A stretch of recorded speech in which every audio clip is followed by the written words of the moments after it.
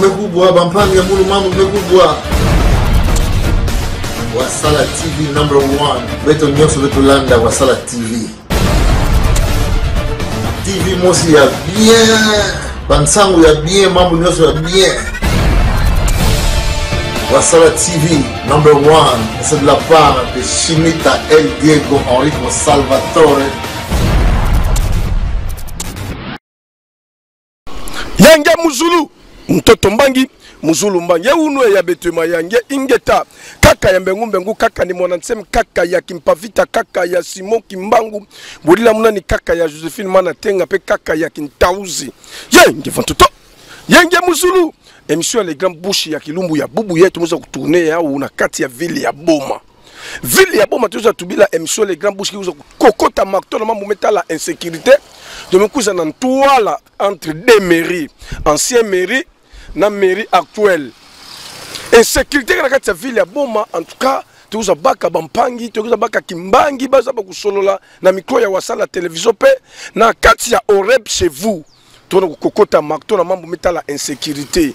Ville ya Boma vonda plaive mais toke baka ba vrai notable ya ville ya Boma sana baka bankuvu ya Bau en tout cas beto mambo ya mbote ya utoki ko encourager ke to kuzaka kutubila to tomekuza kusala ba GV to muto kusolola parce que Congo central insécurité mtu ba keno ba toke non identifié baza ba veka na bake ba kuluna kana bake ba soda kana bake ba M23 toza ba veka na nzila ba ngo kotilaka insécurité ya ikela kati ya ville ya Boma marqué tout que à son état et que Ukraine mais bubu yai surprise qui est toujours sur la bampangi ya Boma ba yetu muza kuta sur le lieu ba tu le to nini donc provoquer insécurité na kati ya ville ya Boma.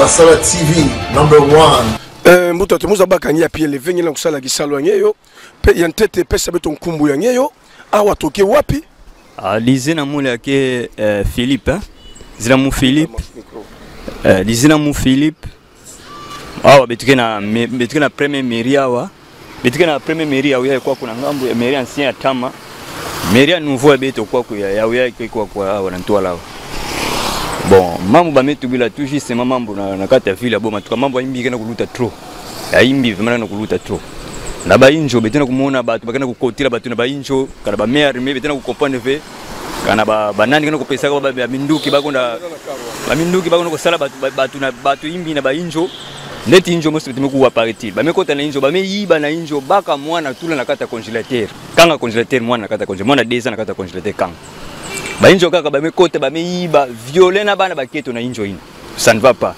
ba tu na kusala pina ngemona parfois 5 injo ba mekota na quartier mosi dena ku comprendre ve na mite bitu kuwaka na mbango paraît-il ba kuzabika lettre na chef de quartier dena ku comprendre ve que mambo ngomte lettre na chef de quartier no bakena kukuiza lundi neti lundi ambazi baba kuluna ngekuiza ba chef de quartier me pesa changu na ba jeune quartier ba veiller samna ku kakini na batu na babika kote kuya sala batu imbi bon bezana kulomba mingi na gouvernement la police même FARDC bakena droit kusala sécurité sana population ba vona mbote betikena insécurité donc moi que les insécurité impossible betikena déranger vraiment la ville betena kulomba pima gouvernement telemi na diambo ya insécurité batu bana kumona pasi batu imbi metele madon sala kusala batu pasi matondo mingi dizina ngi tubaka nani dizina moya ke Philippe Monsieur Philippe Philippe Mbumba. Ok.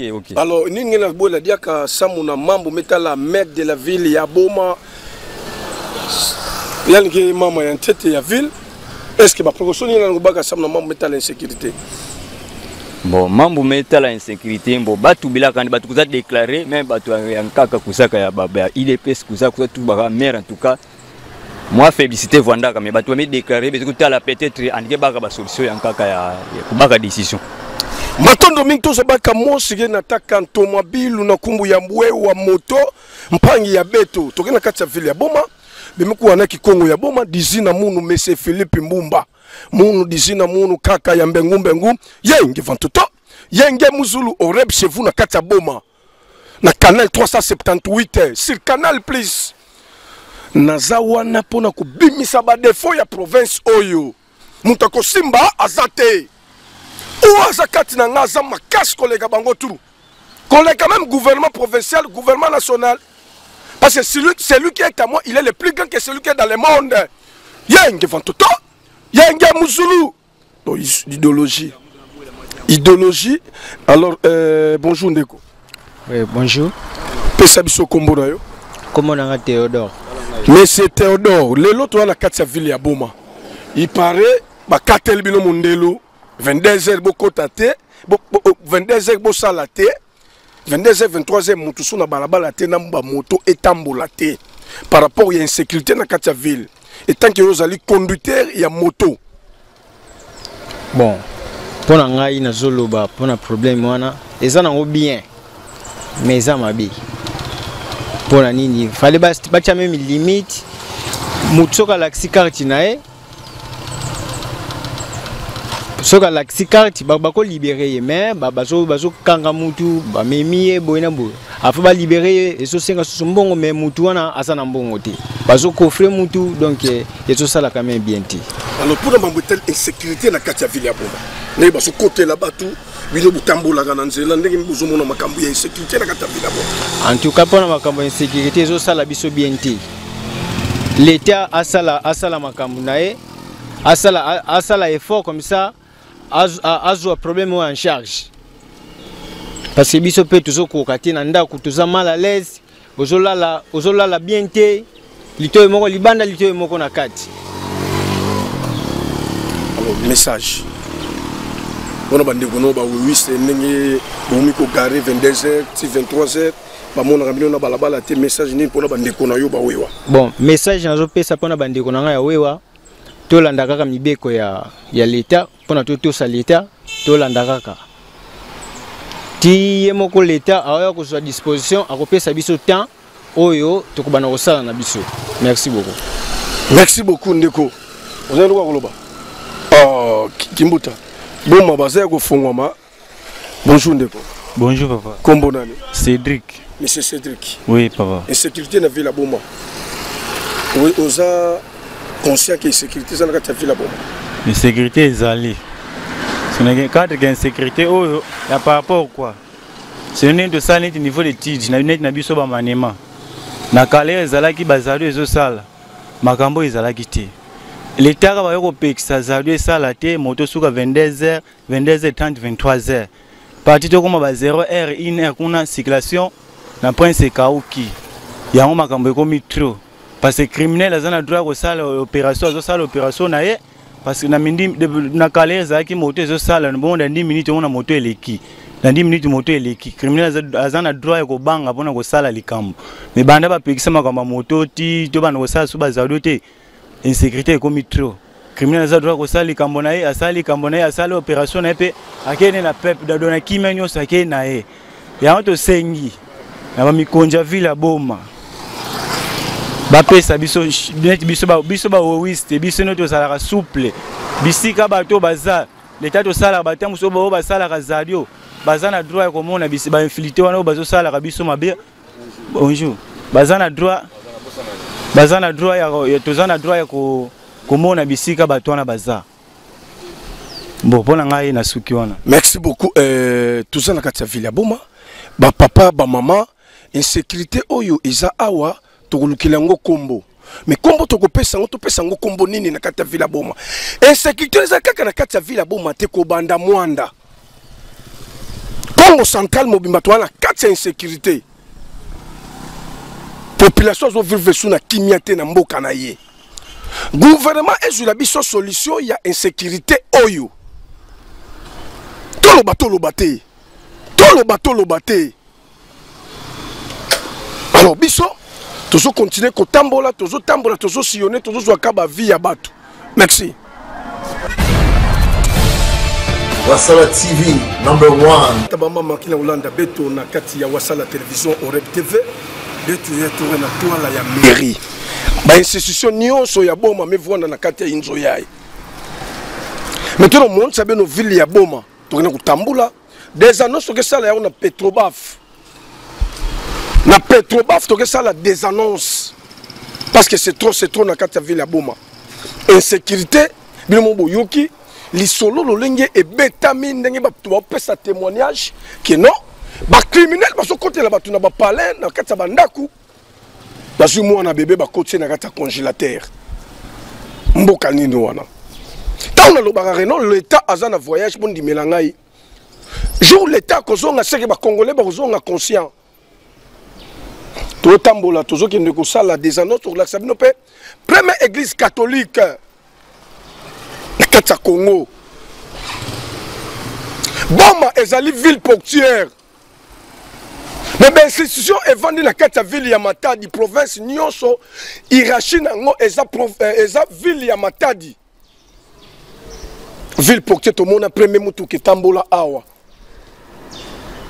premier gouverneur et premier président Joseph Kasavubu atika genre insécurité ote même Mobutu l'insécurité boyezala te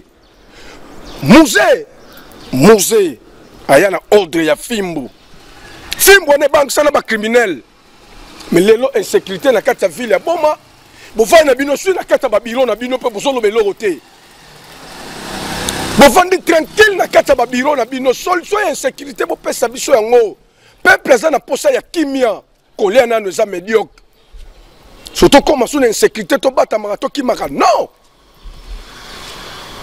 peuple azosenga kimia tokozwa papa parce que papa azali responsable. Bonjour papa. Bonjour papa. Nous sommes des journalistes de Oreb Télévision. Très bien papa. Toye na kati ya ville ya Boma lelo pona kosolola mokie na bandeko ya Boma na mambo etali insécurité na kati ya ville ya Boma. Message ko zani na ba autorité compétent. L'autorité il faut ça la mosala na ye. Ayeba que mosala ya autorité eza ko batela batuna na biloko na bango. Mais ceux qui battent dans l'insécurité, mon seul autorité, ils allaient wapi. Parce que ville neto ya Boma na dimension na yango. Bato bazako sala bonzoba. Bakoko doit bango dans peu de temps. Mais comment est-ce que vous pouvez croire, comprendre qu'à quelques kilomètres, poste à la police est allé. Mais bazako quoi siéger bato. Mais la police mon sala ngoni ncheko. Que fait la police en ce moment-là? De sécuriser les hommes et l'air bien? Ça s'explique très mal. Parce qu'à quelques mètres, il y a le bureau de la police. Mais à ces quelques mètres-là, on menace les gens là-bas. Peut-être le nombre effectif de la police est... Mais le nombre effectif de la police, mais Mukunjo Batiwana, Atiara Bango combien? Parce que le nombre ne peut pas s'exprimer parce que Bayo menacé, Batomande comme ça, Batomabe. Mais diriger, c'est prévoir. Diriger, c'est prévoir. Ce n'est pas aujourd'hui qu'on doit parler des nombres à la police, mais c'est lui qui les place là. Est-ce qu'il ne sait pas qu'ils sont moins nombreux? Il ne sait pas qu'il y a les moins d'armes. Mais diriger, c'est prévoir. Alors, votre dernier mot, adressé à qui?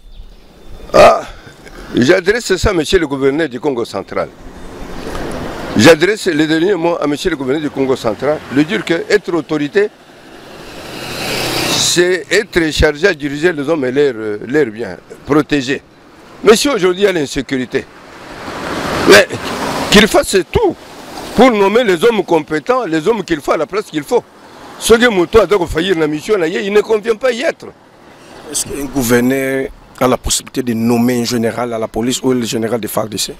Mais ce que j'ai dit là, à partir du gouverneur, nous voyons aussi le président de la République, nous voyons le Premier ministre, nous voyons toutes les autorités qui suivent. S'il n'est pas compétent à les nommer, mais il est compétent à les déplacer s'ils sont déjà nommés, et à nommer aussi. À faire nommer ceux qui sont compétents, ceux qui peuvent diriger. S'il est là juste pour voir l'argent, voir ce qu'il faut. Mais il doit savoir aussi que ce n'est pas ça sa mission. Sa mission est de diriger et de protéger les hommes et leurs biens. S'il ne convient pas, on les fait partir. Le gouverneur peut nommer ministre peut-être, ministre provincial de défense ou de l'intérieur. Le message, je sais que ça, on est allé à la compétence des ministres et à gouverneur. Parce que les ministres provinciaux sont nommés par l'Assemblée provinciale. Mais qui est leur patron? C'est les gouverneurs qui nomment les ministres provinciaux. Et qui va être capable de qui peuvent être capables de gérer la province. Et non les aventuriers. Et non les gens qui sont là juste pour voir l'argent. Nous venons, moi je ne suis pas à Boma, mais je suis congolais. Je suis de passage. Mais pourquoi? Nous savons que nous sommes en sécurité à partir de la présence de notre armée et notre police. Et puis qui sont à leur tête, il y a aussi les dirigeants qui sont là, qui les dirigent. Mais si ces gens ne font pas le travail comme il se doit, où serait la sécurité de la province? Et nous, ceux qui venons, qui aimons notre ville, qui venons, nous serons en sécurité. Comme nous avons peur. Même moi, ici, là, j'ai peur de rester encore la journée d'aujourd'hui. Je préfère partir ailleurs. Mais tout ça, comme je vous ai dit, c'est la charge du gouverneur. Parce que le gouverneur a cette compétence de nommer les ministres provinciaux de la sécurité. Chaque fois, la ville est calme, la province est calme, la ville est calme, la province est calme. La province du Congo central est dans l'insécurité. La province est dans l'insécurité grave. Ils ont kaka bomate, Mwanda, Matadi, Boma, ainsi de suite. Et ça s'explique très mal. Il appartient maintenant à l'échelon supérieur d'examiner cette situation-là. Est-ce que c'est fomenté par qui? Parce que ça devient maintenant autre chose. Il n'y a que la ville de Matadi, de Boma, de Mwanda et tout consort. Non, là on doit plus examiner au niveau supérieur. Mais il appartient, cette responsabilité, c'est plus la responsabilité du gouverneur. Parce que c'est lui, le grand homme politique, c'est lui qui représente le président de la République ici. Parce que pour le Congo central, le président de la République est représenté par le gouverneur. Donc c'est lui, à lui la responsabilité d'examiner déjà avec son service. Mais il y a les services sécuritaires ici à Boma, un peu partout là. Mais qu'est-ce qu'ils font comme travail? Ils doivent prévenir ça. Au lieu que les gens vivent dans la sécurité. Ça c'est leur mission régalienne qu'ils doivent savoir. Mais alors, le gouverneur doit s'informer auprès de ça. Ça veut dire, mais qu'est-ce que vous faites? Mieux vaut prévenir que guérir. Mais il faut examiner tout ça avant que cela arrive. La population doit vivre dans l'inquiétude. Et non dans les menaces, c'est tout ça, par les petits aventuriers qu'on peut dénicher dans peu de temps, qui chassent vaste. Mais quand il y a les petits mouvements, c'est vite calmé. Mais comment est-ce que ça doit s'étendre pendant autant de jours? Et que font ces autorités militaires et policières? Ils sont là pour menacer les mamans qui sont au marché? Eh bien, c'est qu'ils disciplinent les femmes. Mais ils doivent, voilà, la sécurité, c'est ça. C'est l'intérêt de la population. C'est papa Papa Mutombo. Papa Mutombo Charles. Papa Mutombo Charles, je suis vraiment très ravi, très content par rapport à votre intervention. Nous sommes au REB TV, nous sommes au Wassala Télévision. Nous sommes là pour les enquêtes des informations. Nous sommes là pour enquêter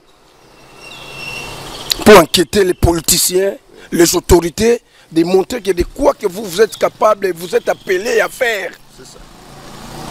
Vous êtes appelés à faire que non, nous allons sécuriser la population et ce bien. Merci beaucoup. Merci beaucoup, papa. Et bon dimanche. Merci. Je remercie REB TV pour le service si grandiose que vous êtes en train de faire à l'endroit de votre population. Parce que si vous ne le faites pas par aventure. Vous faites une bonne politique de sensibiliser les hommes politiques, de se mettre au service de la population. Parce que tout ça, d'abord, c'est l'homme politique. L'homme politique. La politique est au-dessus de tout. Et il doit savoir que si vous faites la politique, parce que la population est là. Et vous, comme vous les sensibilisez, vous faites votre travail. Merci beaucoup. Que Dieu vous bénisse, que la continuité de votre travail se suive. Bonne journée à vous. Merci, merci beaucoup. Merci. À la prochaine. Wassala TV, #1. Tabamama to pusana, to que les bosso ya cathédrale. Oyo ngana lobaka, ndako yo, musala salama bien te na ndako kimbuta. Maire de la ville à Boma est incapable. Insécurité dans la ville, à Zolo Belogote, à Zana Keta Biro, à Lobakate. Maire de la ville à Boma, et l'autre côté Boma, insécurité grave. Moussala na Yenini. À ce qu'on conscientise la gente. Ah ouais, tolobate. Toi, la Keta ville à Boma, c'est trop marrant. Nous sommes là pour travailler. To yaki kosala banquette na biso. Dans ma telle insécurité, nous sommes des journalistes, nous sommes capables de parler, de dénoncer tout ce qui se passe dans notre ville, dans notre province. Nous sommes les gens de la ville, nous sommes merci beaucoup de Rolanga Kimbuta, Oesa Wassala TV. Un tchengo Koudi Bende. Weti wa weti tala weti tubao. Faut-il sala? Il faut asala moussala. Biso tozo kende. Déjà wa. Catholique. Tout là que ça peut n'être notre yaki Boma. Toi liboso ya église catholique. To solo la circulation. Mais mambo passe lelo na kati ya ville ya Boma. Mambo zo kende bien te. Mais si monango peut to kolobela. Ce serait chaud to kuti na kati ya ville ya Boma mais batu bazolia bazomela. Batu bazolia bazomela. Ah, Banque centrale ya ngwana kuna. On a une banque centrale. On a un général, hôpital général. Hôpital général, banque centrale na Mupanzi. Nda wewe na biso Jacques Mbado, site di Mavungo. Donc biso yeyo au église catholique. L'église catholique baboya ka mutute. DG Blanchard Ouassala, église catholique. DG Blanchard Ouassala biso bana catholique. Église catholique, lumière du monde. Awawa, tous asko awa. Église catholique, cathédrale. Il y a des conditions. Conditions de couper la cathédrale, c'est bon bien, mais tous autres ont beaucoup plus de sécurité à la carte ville à Boma. Tous autres démontré que non, tous la carte ville à Boma, tous ailleurs. Oyo, c'est la première église. Première église catholique de ville à Boma. Première église catholique ya Boma. Un mundela yé, atongi moi ghetto. Mais ghetto est bon, parce que secret est belé.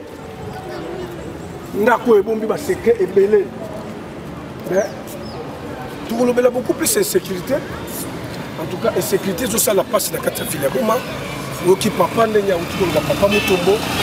Papa Mutombo, alors il faut m'embrasser. Papa Mutombo, alors il faut m'embrasser. Alors, ils sont à la TV. Tout ça, on a pour la Sabino, pour le Bélabino, le gouvernement, ce que ça la TV, sont toujours là. Toujours là, ça va côté négatif.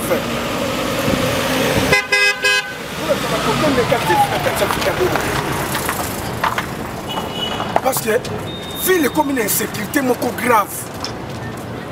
Insécurité, oh, tout le qui l'a on a nous combo, tout peut s'en combo ni. Excellence grâce Bilolo. Excellence grâce Bilolo. Ville ya Matadi, ezaka ka ville na yo te kotier la terre. Dans la paix insécurité, oza la carte ya Boma.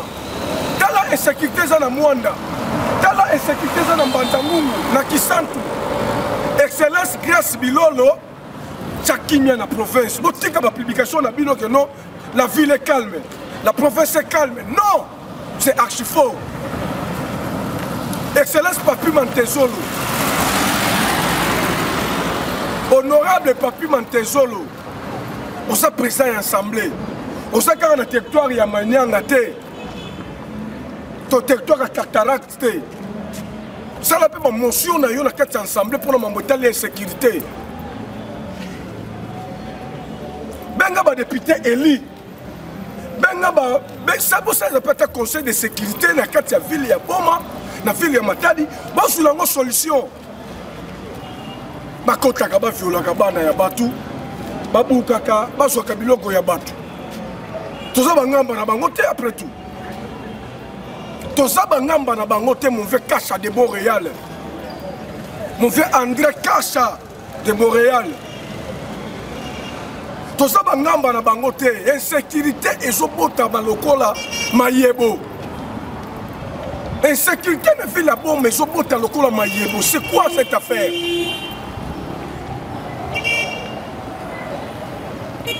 Toi, la ville à bombe, tu as démontré que nous avons la carte à ville à bombe. Mon frère Papi Bofil. Mon frère Papi Bofil, mais c'est Philippe Mathéus. Comment tu as ministre à l'intérieur? On a solution à la bombe. Maman Ida Mamingi. Boma. Boma. Pongi. Donc, faites des circulations à la sous-lancelate, la carte à ville à Boma. Merci beaucoup, Ndekonangai Kimuta. Merci beaucoup, Ndekonangai Aris Kouiza, Chassima Nimutu, dans la carte à ville à Boma, mon PDG Blanchard Ouassala, Maman Asmak la Canadienne. mais bazobimisa beauté ya 2060 mama Asmat la canadienne azobimisa beauté ya 2060 ya machine oyo na version oyo Bill Gates akosala.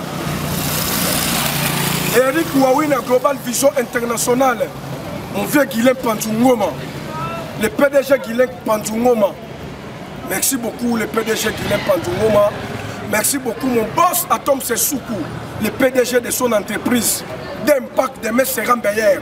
Toi, on a qu'à ta ville à Boma. Je souhaite service. Bokota Makambo. Qui vivra verra je souhaite service. Tout ça, ouais. Allez-vous chez Asprem. Ato benga rasouté. Si tu sala, oh tu sala. Si tu loba, oh tu loba. On a vu la Boma.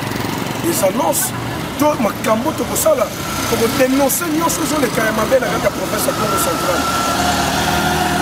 Natiki famille na ngai. Natiki libota na ngai. Natiki Makambo Pelé. Pour l'accès Mambo et la carte sa ville à Boma.